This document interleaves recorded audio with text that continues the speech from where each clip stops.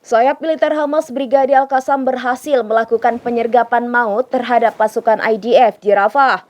Serangan tersebut membuat militer Israel kemudian meninggalkan kendaraan bulldozer D9 begitu saja.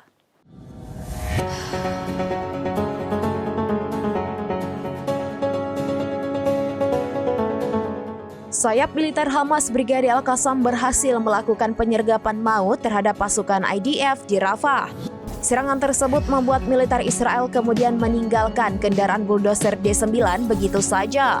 24 jam setelah serangan bulldozer, pejuang Hamas mengibarkan bendera di atas kendaraan tersebut.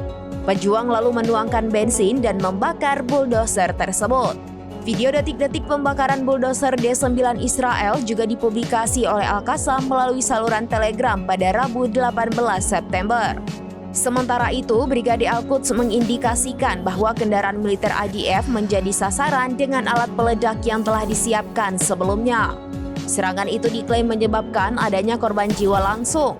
Al-Quds juga menegaskan bahwa para pejuangnya berhasil menghalau invasi pasukan pendudukan selama 2 hari berturut-turut pada 17 hingga 18 September 2024. Insiden ini terjadi di wilayah timur kota Nablus dan Kem Balata. Mujahidin meledakkan perangkat Zofi dengan kendaraan militer Israel di sekitar makam Yusuf. Para pejuang Al-Quds mengakui mendengar suara teriakan tentara pendudukan.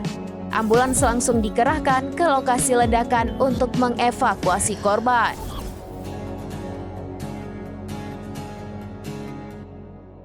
Demikian informasi terkini Syederalun. Saksikan terus informasi lainnya. Jangan lupa like dan share seluruh akun serambinews.com.